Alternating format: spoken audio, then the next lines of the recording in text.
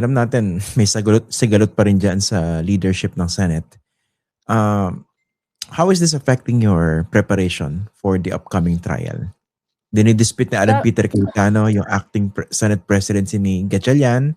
Dinidispute niya na si Gatchalian yung uupo bilang presiding officer, for instance. How are these things affecting your preparation?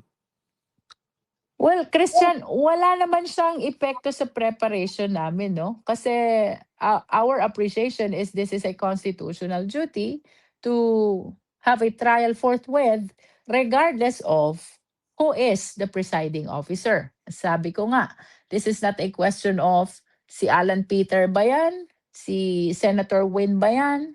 Or idagdag na natin yung pinag-uusapan, si Senator Cheese ba yan? It is not a question of who is the presiding officer eh. It is a question of proceeding to trial because that is the mandate of the Constitution. No? In addition to that, Christian, of course, we are acknowledging the leadership of acting SP Win Gatchalian. Please understand that the 11 prosecutors is representing the House of Representatives. No? It therefore follows that whatever is the position of the HOR, that will be the direction as well of the 11 prosecutors. At nung mag-adjourn ang Congress during our last session, it was done by way of concurrent resolution, one from the House, one from the Senate, and the one which came from the Senate was through the leadership of acting SP Win, no? Ibig sabihin, nung nag-adjourn kami by way of concurrent resolution, in-acknowledge ng House, ni-recognize ng House ang legitimacy ng leadership ni acting SP Win Gatchalian. It follows therefore ng 11 prosecutors ang ire-recognize din ay ang leadership ni acting SP Win. But to your question, kung naaapektuhan ba ang aming preparation? Not at all. Sapagkat this is not a question of who is the presiding officer. This is a question of trial forthwith, which we must comply along with the senator judges. Kailangan namin pare-parehas sumunod because we are bound by the mandate of the Constitution. The prosecutors are bound in the same way that the senator judges are bound to follow the Constitution. Okay. Dito po sa pag-usapan natin yung numero kasi nakasaad po ay dapat at least 16 yung bumoto for conviction para ma-convict yung si Vice President Sara Duterte. Pero ngayon, out of 24, 22 yung mga senador na nandyan dahil si Jinggoy kulong sa kasong plunder and he's suspended, I suppose, no? Yun ang nakalagay eh. Tapos si Bato nagtatago po.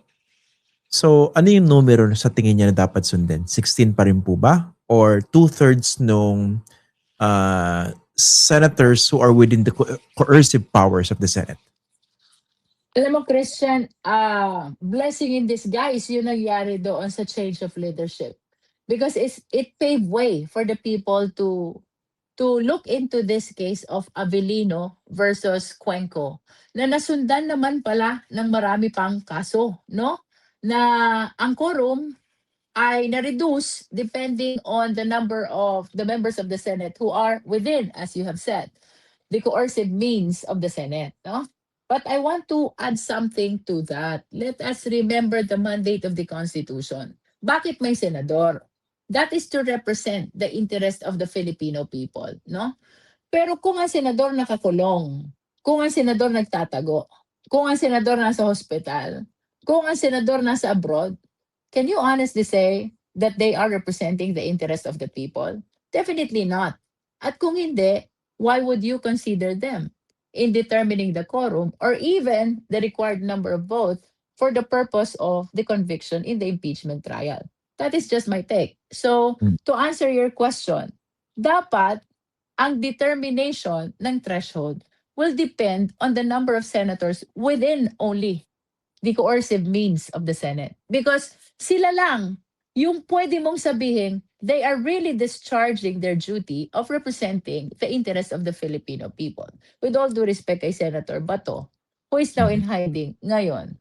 Can you honestly say that he is representing the interest of the Filipino people? I don't think so.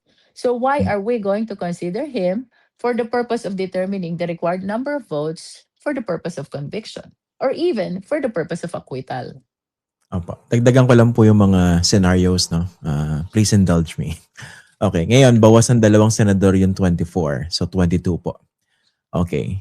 Paano kung makulong din si Joel, Cheese, Bongo, Marcoleta. Kasi si Joel and Cheese, sangkot din dito sa, iniugnay din sa flood control. Kung makakasuhan ng plunder, baka non-bailable. Si Marcoleta, baka makakasuhan din ng plunder, non-bailable. Bongo, kung maaresto sa ICC warrant. And I think meron din plunder case against him sa ombudsman. Scenario lang po ito, no? So, 6 agad yung mawawala. So, magiging 18 yung mga senador. Okay? So, susundin pa rin ba yung 16 out of 18? Tapos, let me go further. Paano kung, let's say, may ibang mga senador na nag-participate doon sa trial, pero pagdating ng araw ng paghuhukom, bigla nag-absent para mabawasan yung 16. Let's say, natira na lang 15. Can it be argued na technically, hindi na natin pwede convict yan kasi yung present ng mga senador ngayon, 15 lang. Nakalagay sa Constitution, 16. Would that be tantamount to, let's say, sabotaging the process in favor of the impeached official? Yun po yung mga scenarios na naisip ko. What do you think? Let us first share yung sinasabi ni retired Justice Carpio, no? At ito naman talagang nasa batas under the Anti-Graft and Corrupt Practices Act and even under the plunder law. Kapag nakasuhan isang government official, no? They are suspended from their public service, no? So, notwithstanding the fact na hindi sila nakakulong, hindi sila PDL, it is the law itself which says na suspended sila from their public office. Having said so, can you still say that they are senators if they are suspended?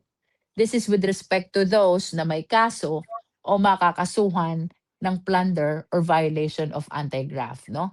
And of course, bagaman iba't iba ang senaryo nung sinabi mo, what is clear, merong kang binanggit na may kaso sa ICC, the rest you mentioned are possible cases with the ombudsman, no? Ang maliwanag, Christian, outside coercive means na sila ng Senado as pronounced in Avellino versus Cuenco na sinundan pa ng maraming kaso. Babalik ako dun sa argument ko kanina. If you're outside the coercive means of the Senate, therefore, hindi ka na nakaka-appear, no? Hindi ka na nakaka-attend. Hindi ka na rin nakakaboto. Then how can you say that you are truly representing the interest of the people? In that case, Christian, I believe that the number should be reduced to 18, and for the purpose of conviction, 2/3 of 18, and for the purpose of acquittal, 1/3 of 18. No?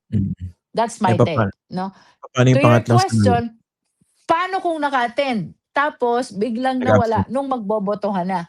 Ang sa akin, yung casting of vote, Christian, that is a constitutional duty. Something which you cannot dispense with. Hindi ka rin pwedeng magpa-proxy, no? So, for me, that should be considered also in reducing the number of threshold kung hindi ka makaka-attend, because that constitutional duty must be personally attended to by the senator judges. With all due respect sa kanilang lahat. Kaya ko lang po naisip yan kasi paano kung merong isang magiting o dalawang magigiting na senador na gustong isabotahe, absent kami. Para kunwari naging 15 na lang, di ba? So hindi niya na makukuha yung 16. So yun pa rin ang argument, no? Yun dun sa Avellino versus Cuenco. Dapat Yes, within coercive means power. tayo. Coercive means, no?